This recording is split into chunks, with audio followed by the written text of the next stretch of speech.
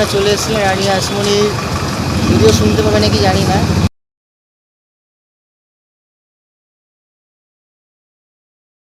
কেমন লাগছে? খুব ভালো, দারুণ দারুণ।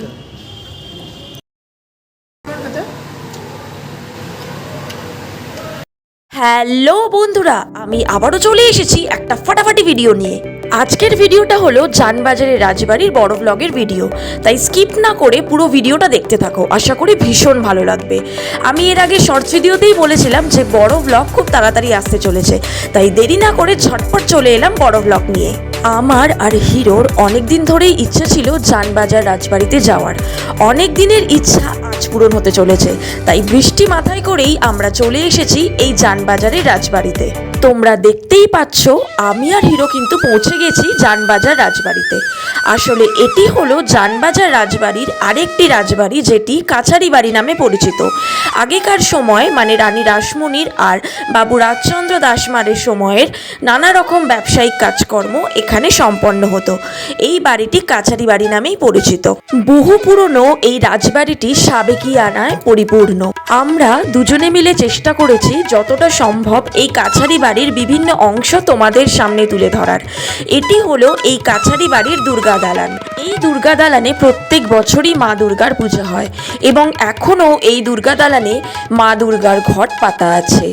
এই দুর্গা দালানে উঠতে গেলে জুতো খুলে রেখে তারপরে এই দুর্গা দালানে প্রবেশ করা হয়। 17th সেঞ্চুরির এই রাজবাড়িটিকে আজও ভীষণভাবে রক্ষণাবেক্ষণের মধ্যেই রাখা হয়েছে।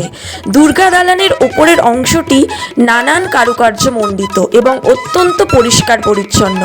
মোটা মোটা থাম দিয়ে ঘেরা আর ওপরের কড়িবর্গার কাজ অপূর্ব সুন্দর করে তুলেছে এই দুর্গা দালানটিকে।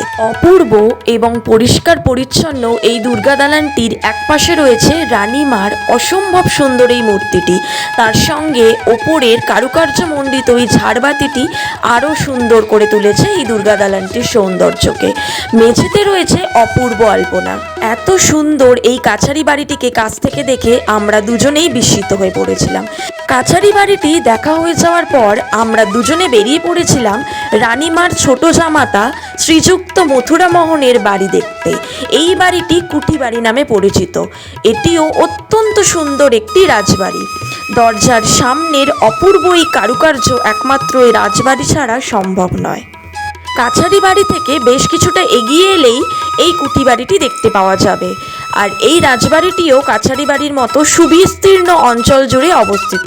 সাদা আর সোনালি রঙে সজ্জিত এই রাজবাড়িটি অসম্ভব সুন্দর লাগছিল সামনে থেকে দেখতে।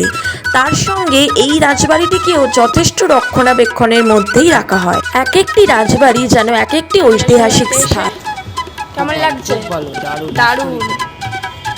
রানীমার ছোট জামাতার এই কুঠি বাড়িটি দেখা হয়ে যাওয়ার পর আমরা আর এক ঐতিহাসিক স্থানে গিয়ে পৌঁছালাম।